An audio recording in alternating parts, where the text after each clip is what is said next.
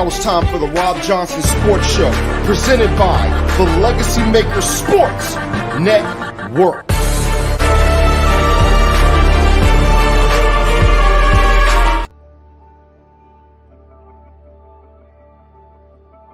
Hey, what's going on, everybody? Welcome to the Rob Johnson Sports Show, presented by the Legacy Maker Sports Network and the Rob Johnson Media. Glad you all are here with me on this Sunday night, where we're going to talk some sports, and we are going to, let me see something real quick. Let me check something. Anyway, we're going to talk draft tonight. We're also going to talk some NCAA, some basketball, basically the scores. I'm not going to get too deep into things, but we are going to talk about just, the nits and the crannies and certain different things going on in the world of sports. So let's get to it. And let me see, we got a comment. Draft special. Let's go. Yes, sir. We have a draft special tonight here on the Legacy Maker Sports Network. So let's talk about the NFL draft. As you see, NFL Draft 2024, we are going to be talking the NFL Draft.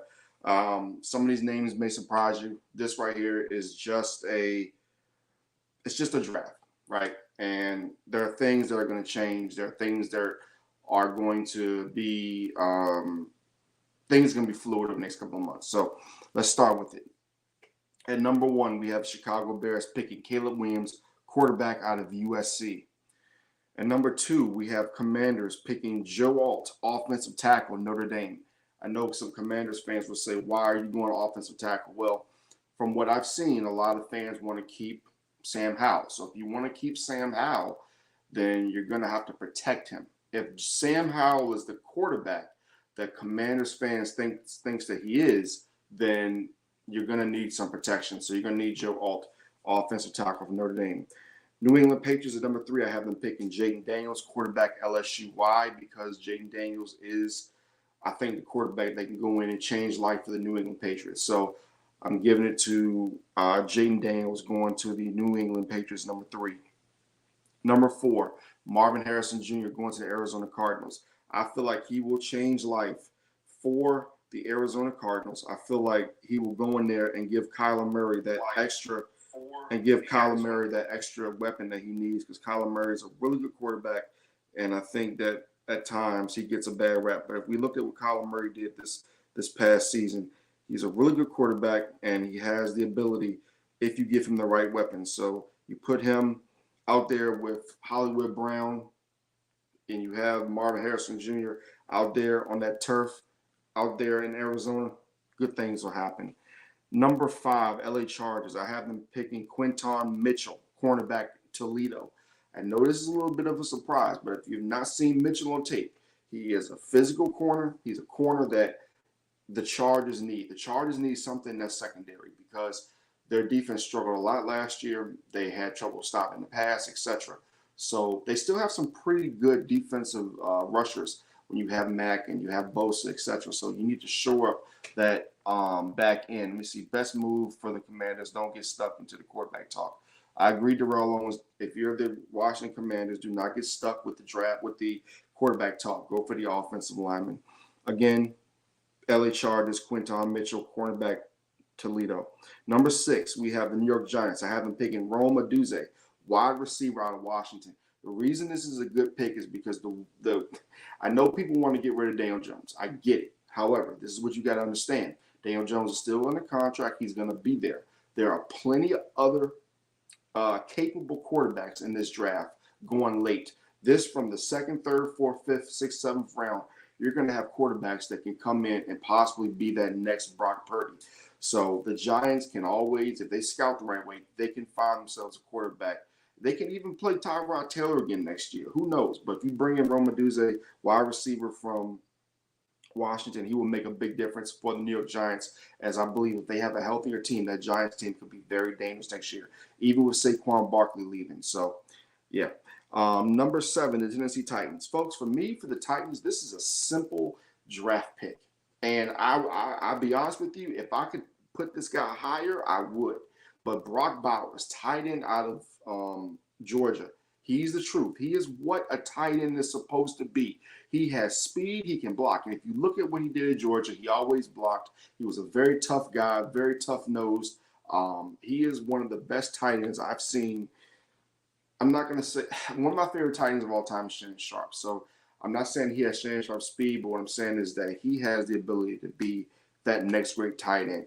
Now, this next pick is going to hurt Bears fans because the Bears were supposed to pick this guy, but I believe the Atlanta Falcons are going to get a quarterback in free agency, possibly Justin Fields, possibly Russell Wilson.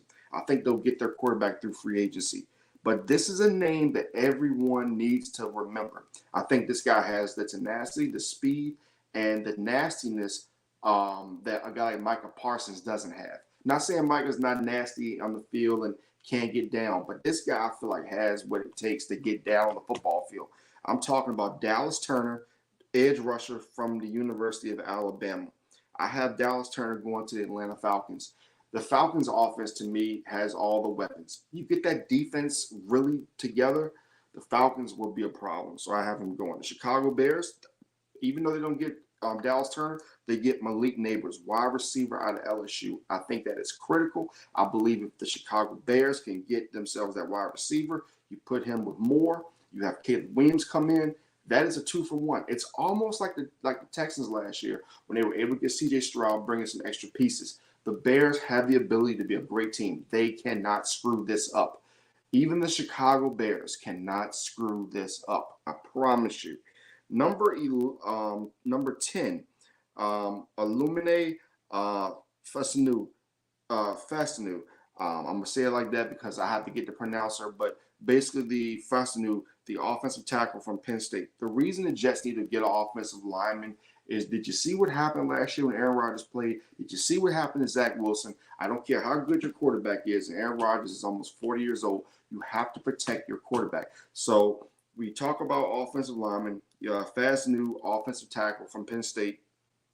I believe he is the one guy that will be able to come in there and make a difference. Now, our first real surprise, I'm not going to say first surprise because we had the cornerback Mitchell Toledo go number 5.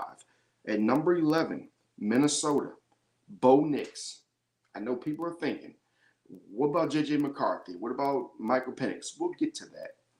Bo Nix in Minnesota, with those 2 stud receivers, with that stud tight end, with the ability to throw the football that he has, people are doubting Bo Nix and that he can't be that right quarterback, that he's not the number one option. I think Bo Nix is one hell of a quarterback. And I think Bo Nix going to Minnesota, where you got to go places. You got to go places like Green Bay. You got to go to Chicago. Yes, you play the Lions indoors, but you play in that Midwest where it's a lot of cold weather. And I think Bo Nix coming from the SEC, going to the Pac-12, playing at Oregon, he's played in that weather. He knows how it is. So I'm going to give it to Bo Nix, number 11 for the Minnesota Vikings. Number 12, the Denver Broncos. I think they're going to be getting rid of Russell Wilson. So I'm going to put – I'm not a fan of this guy, but I think that situations matter the most in this year's draft. Situations matter. So I'm going to put Drake May going to the Denver Broncos at number 12. I think that is an excellent pick. Again, I'm not a Drake May fan, but marriages are made when you're with the right head coach. So I think that him going to Sean Payton is a match made in heaven with those receivers, with that throwing ability and that altitude. I think that is an absolute great move if you can get Drake May in Denver with Sean Payton. The Las Vegas Raiders, I had at number 13, I have them taking Michael Penix Jr. Again, this is about fit. You have a quarterback in Antonio Pierce who's hard-nosed, who wants to get the most out of his players. Penix is a hard-working player. The Raiders have a decent offensive line. Their defense came on to end the year. They beat the Kansas City Chiefs. If you get Michael Penix Jr. in Las Vegas in that silver and black, and he will look great in silver and black, you have the ability to really come up the ranks of the Raiders. You're not going to beat Kansas City, of course, because Kansas City is just, I made that mistake last year, saying that the Raiders were going to do something to win a division, blah, blah, blah. But if you look at the Raiders at the end of the year, what they did, and I don't care if the Chargers were injured, you put up 60-plus points on an NFL team, you're doing something. And they still played well the last couple of games, including going to Kansas City and beating the Chiefs, who went on to, of course, win the Super Bowl.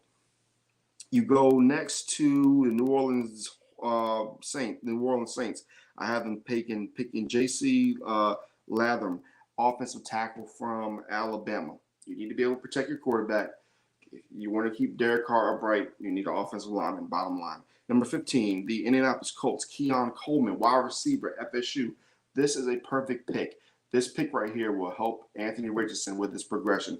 Hopefully, they'll be able to re-sign their wide receiver, Pittman, who's out of USC, and they can continue to build weapons because the Colts have to have weapons around Richardson. Richardson has a really good arm, and I said it would take him a few years to get going. He started last year. He did really well, but continue to give him weapons, and the sky is the limit for the Indianapolis Colts. That team is on the rise. That's a team you're going to have to watch. That AFC South is all of a sudden becoming very, very competitive. Number 16, we have Byron Murphy, defensive tackle from Texas, going to Seattle. It's not the sexy pick. It's not the sexy pick at all. But Byron Murphy, defensive tackle from Texas, is gonna wreak havoc in the NFL. And the Seattle Seahawks have a chance to get their man at number 16. Number 17, the Jacksonville Jaguars. I have them taking Troy Fortune, interior offensive lineman from the University of Washington. You're going to see a theme here. The Washington offensive line is very physical. Yes, they didn't have the greatest game against Michigan, but that Michigan defense is all-time. And sometimes you go against all-time defense, you get a little nervous, blah, blah, blah. But these guys at Washington can play some offensive line. They can play some defensive line. And I'm a big, huge fan of this Washington Huskies bringing a lot of these players into the league. Next, we have the Cincinnati Bengals, number 18, Terrion Arnold, cornerback from Alabama. Listen, man, some of these corners in this draft are very deep. You're going to be able to get defensive players deep in this draft. And I think some of the corners we have coming off in the first round are going to make a huge difference. So, again, Terrion Arnold from the University of Alabama, cornerback. Next, this is a pick right here that I think – I'm not going to say this pick will propel the Rams to the Super Bowl, but my man, Darnell Playmaker Stallings, he was telling me about the Rams and how they're going to be so good next year and how they're young. And I was like, oh, the 49ers are going to dominate. Then I started thinking about what the Rams did and what would have happened if they had beat the Lions and how much juice they still have on that defense and how much juice they still have on that offense and how they're going to continue to grow. And then I look at this pick at number 19, Latu, edge rusher out of UCLA. Mark my words, he will be the next All-Pro. He got Aaron Donald in the middle. You got him. It's going to be hell in the NFC West if he falls to them. Just put it to you like that. At number 20, Pittsburgh Steelers, Brian Thomas, wide receiver, LSU. Here's the bottom line, folks. The Steelers need weapons. The Steelers need more weapons. They need to get a quarterback. I think they'll get a quarterback via free agency. Also, as I said, there's some really good quarterbacks in the second, third, fourth, fifth, sixth, seventh round. I believe that Brian Thomas, wide receiver, LSU will bring some good things to this team. Now, number 21, the Miami Dolphins, Amarius Mims, offensive tackle from Georgia.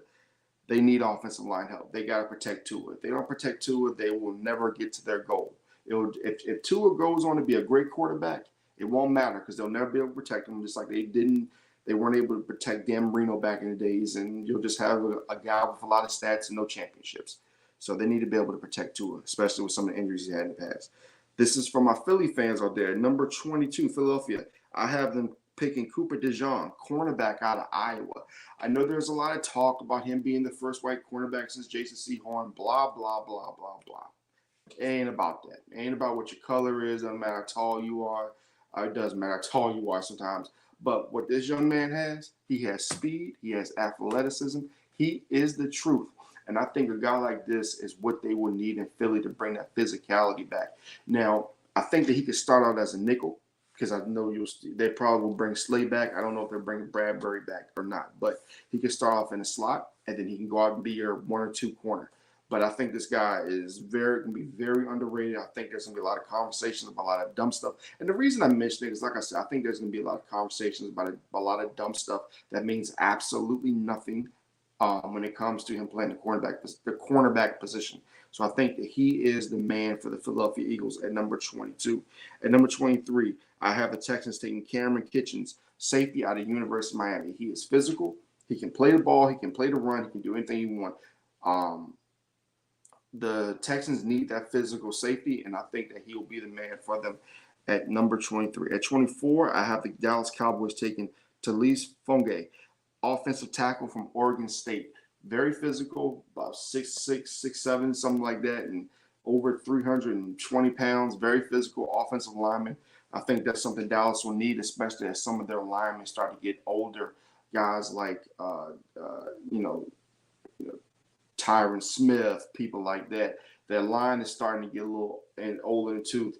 So you need to bring in some people in there with some girth who are younger, who can bring some physicality to the Dallas Cowboys.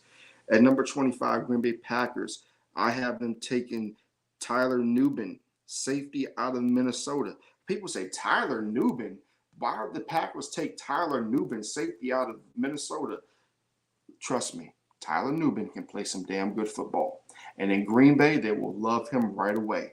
So, yeah, Tyler Nubin, safety. The Packers need safety help. I feel like the offense is intact, so you don't need a weapon right now. They can get weapons. There are so many wide receivers in this draft. It's sickening. So the Packers can get a decent wide receiver in the second, third, fourth, fifth, sixth, or seventh round. So I'll give them safety Tyler Nubin out of Minnesota. For the Tampa Bay Buccaneers, Nate Wiggins, cornerback out of Clemson. I think that because Clemson was a little down last year, people forget how physical that defense is. It's a very physical Clemson defense. They still play great defense down there in Clemson, South Carolina. Wiggins is the perfect man to come down to Tampa and make a difference for that team that is on the rise if they continue their rise from this past season. Arizona, number 27. I have him taking Kool-Aid McKendry, cornerback from Alabama. Now, he slid a little bit here. I don't know if it's because of some field performance, not having any interceptions, but he's a very physical corner. He's a physical cornerback who can do a lot of good things on the field. This may change. He may move up, especially when we see the combine. So I think that he is the right spot. He's in the right spot there at that position. Number 28, we have Adonai Mitchell, wide receiver out of, who is that? Hold on, did I put the right spot? Oh, I'm sorry. Yeah, Adonai Mitchell, wide receiver out of Texas, going to Buffalo. He has speed. He has athleticism, very agile.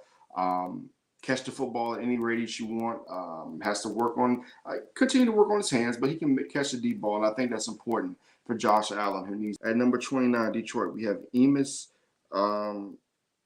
Rakestraw, cornerback from Missouri. As I told you, right here with Rakestraw, Emis Rakestraw from Missouri. As I told you before, this cornerback group is deep. Coming out of Missouri, I think he's going to do some good things coming into in the league. And I think at the position where the Detroit Lions need to make sure their secondary is shored up, I think that they'll pretty much do their thing when it comes to picking that right player right there. So Enos Rakeshaw, cornerback from Missouri.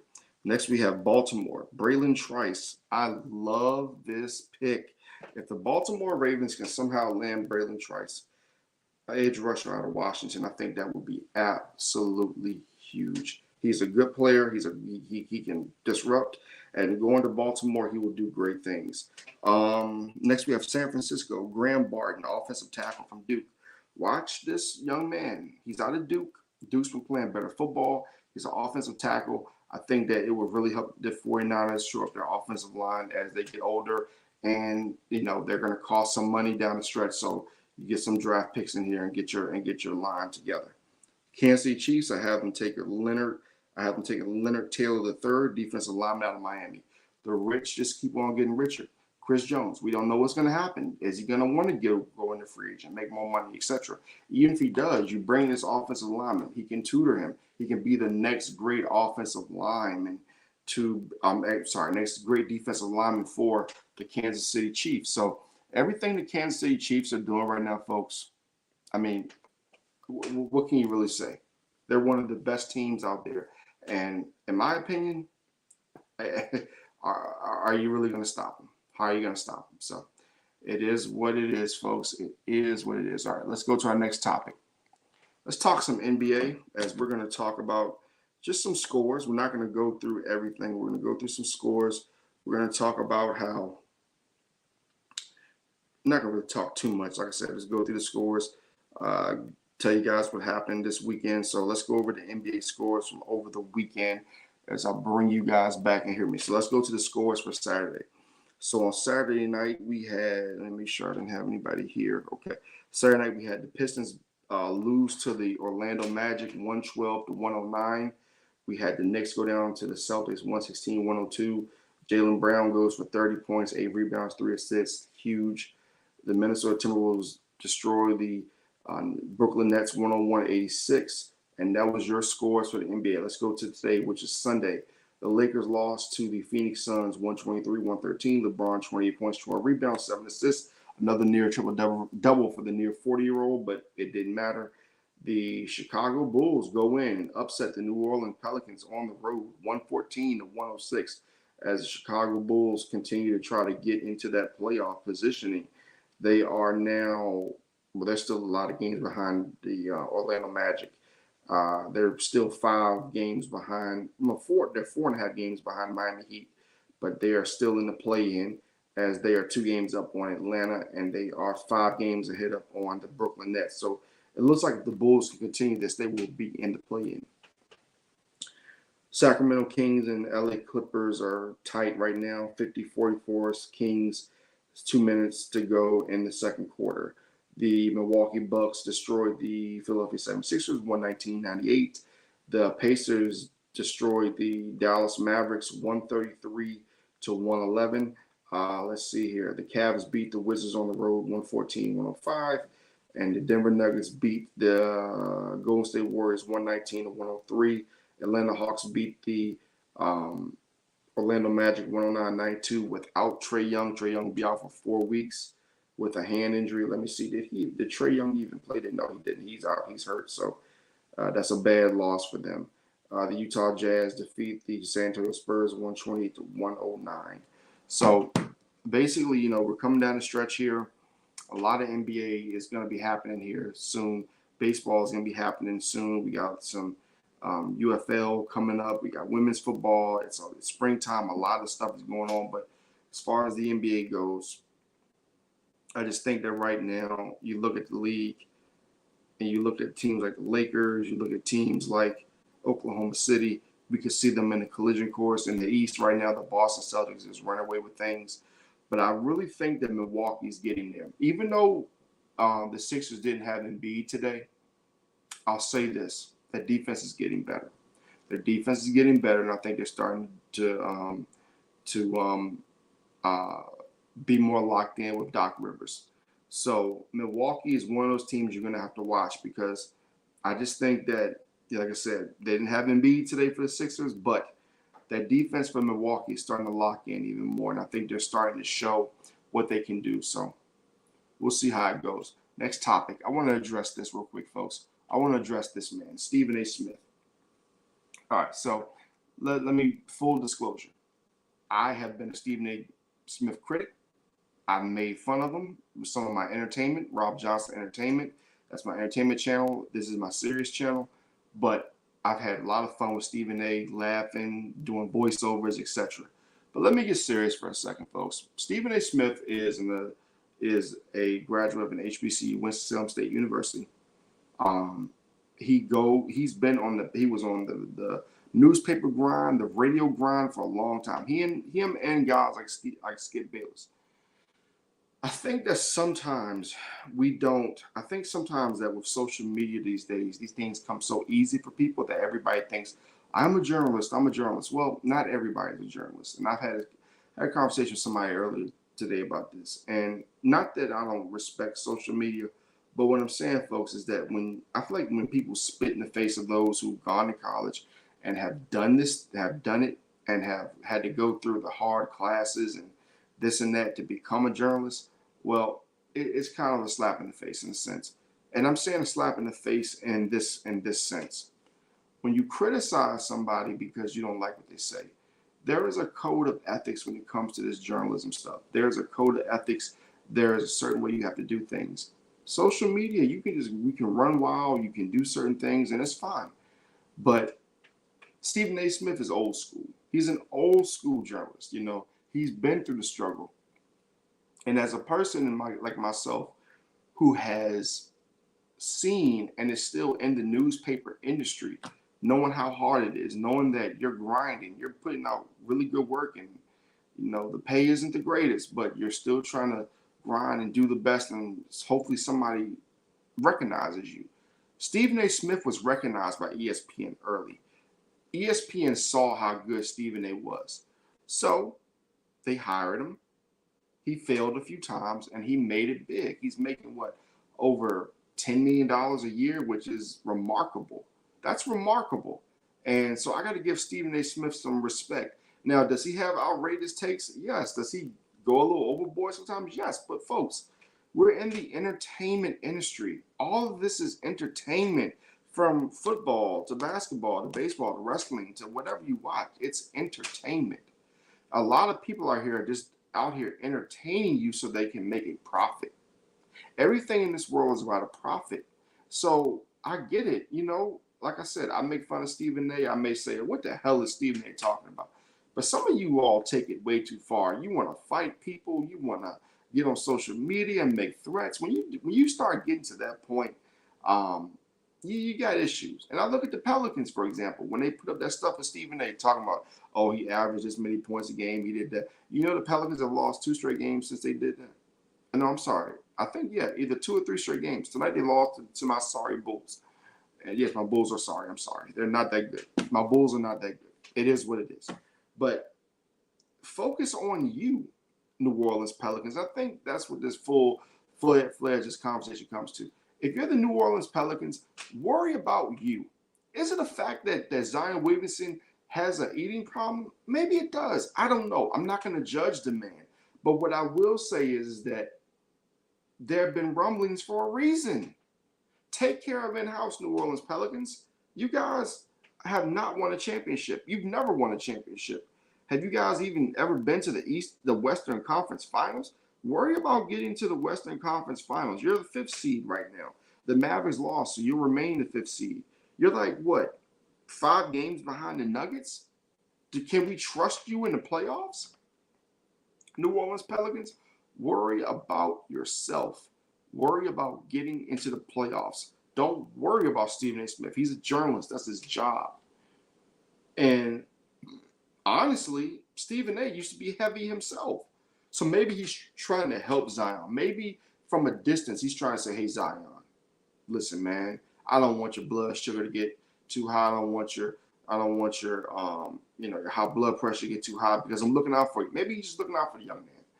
But we take everything so personally now, and everything is such, oh, you offended me. So it is what it is. But, let's check the comments real quick. Stephen A. Smith has been a standard people may not like, but you got to respect it. Yes, that's true, Darrell. You got to respect it because he is a standard. And as I told you all, he has put in the time. He's put in the time. He's grinded. Like, you look at Legacy Maker Sports, we've been in this thing for 7 years. That's not even scratching the surface. It may be another 5, 10 years before we blow up. We're blowing up now, but just imagine what's going to be in 5 or 10 years. It takes time in this industry. This industry is not easy. This sports journalism, this journalism industry is not easy whatsoever. But if you put the time in and you grind, you continue to work, eventually things will go your way. I guarantee it. So, yeah. Now, folks, what we're going to do is we're going to go to our next topic here, and we're going to go 5 through 1.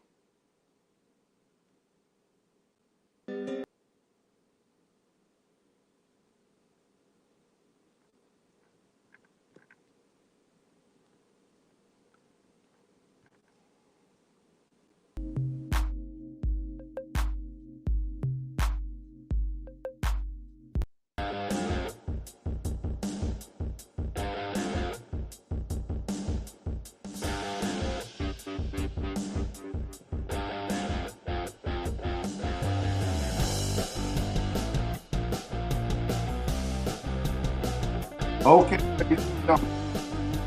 my top 5. I don't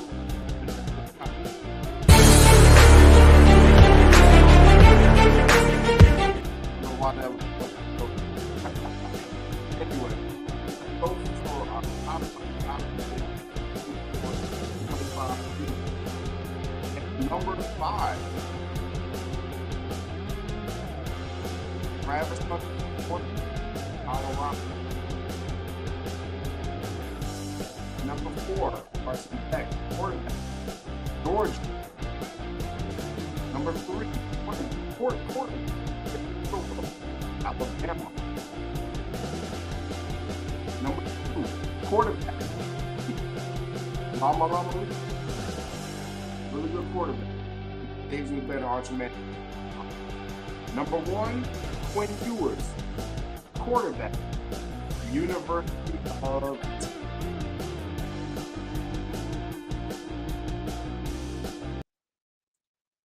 That's right, ladies and gentlemen. That's right. I gave you my early Heisman possibilities right there. 4 quarterbacks, 1 cornerback, being Travis Hunter. The reason I did that because you guys love college football. I love college football. So that was my top 5 Heisman predictions. We'll go back through them one more time now that the music's off. I had at number 5, Travis Hunter, cornerback from Colorado. At number 4, I had Carson Beck, quarterback from Georgia. Number 3, quarterback Jalen Milroe from Alabama. At number 2, I had Lama from Tennessee. He's a quarterback. And at number 1, I had Quinn Ewers, quarterback from the University of Texas, who I think will be the number 1 or number 2 pick, minimum top 5 in next year's NFL draft. So let's go here. Let's go there. All right, we're back. So what we're going to do now, we're going to go through the college scores. Let's see. We'll go through the college scores real quick, and then I think let's see our rundown. We've done the NFL mock draft. We've done Stephen A. We've done the Heisman contenders, and then we're going to go to the NCAA scores for both the men and women. We'll go through that, and we'll go through it from yesterday until today. Make sure you all follow Robb Johnson Media and the Legacy Maker Sports Network on all platforms. All right, so going to yesterday, VCU women, they beat LaSalle 75-50. Richmond lost to George Mason, the girls 82-76. North Carolina beat Virginia 54-44. Richmond beat Davidson 66-63. Those are the local scores. Now let's go to some of the other scores as well. Houston beat Baylor 82-76. Arkansas beats Missouri 88-73. Notre Dame goes down to Syracuse 88-85. These are the men's scores, by the way. Indiana loses to Penn State 83-74. Shout out to Ace Baldwin, 23 points, 9 assists, 4 rebounds. Imagine if he was still at VCU. Sheesh. Florida beats Vanderbilt 77-64.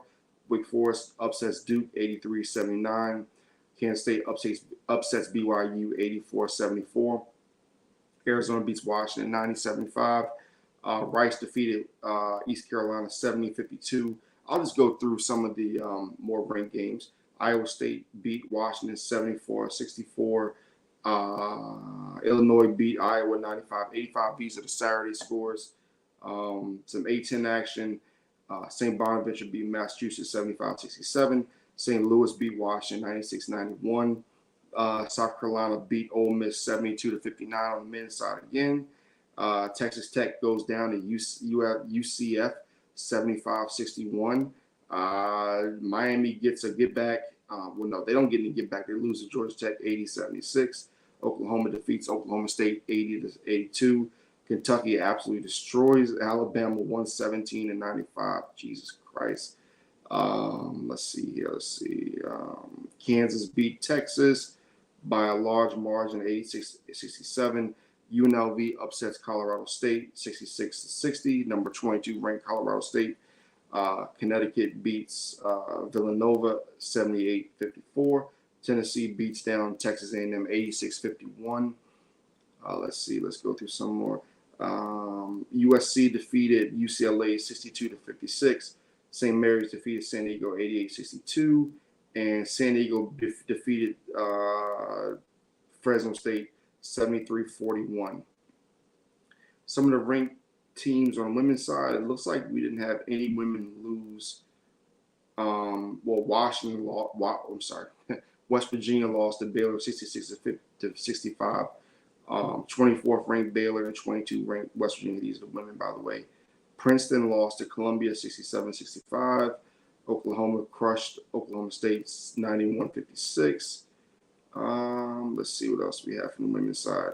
Gonzaga women beat Pepperdine 75-41, and that was it for that. So let's go to today. Let's talk about some of the games on the slate today. VCU defeated St. Joe's 73-69.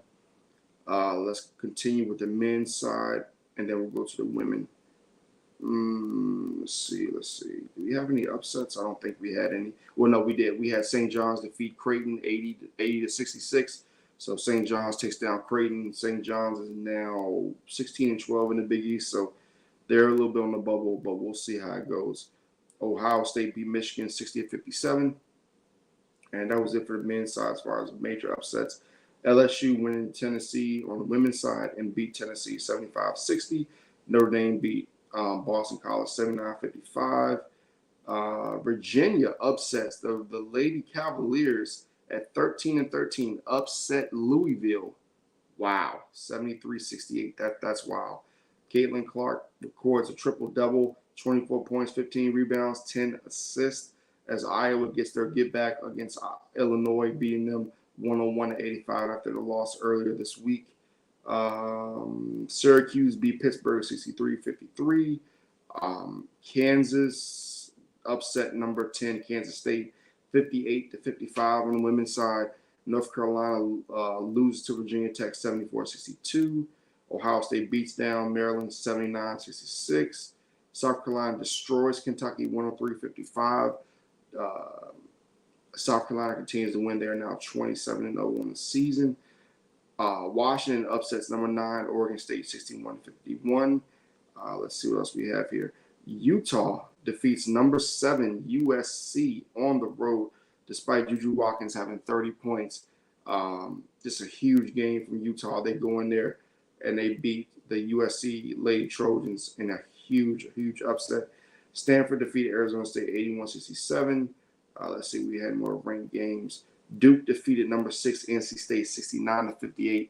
A lot of craziness before the tournament, and Connecticut absolutely destroyed DePaul.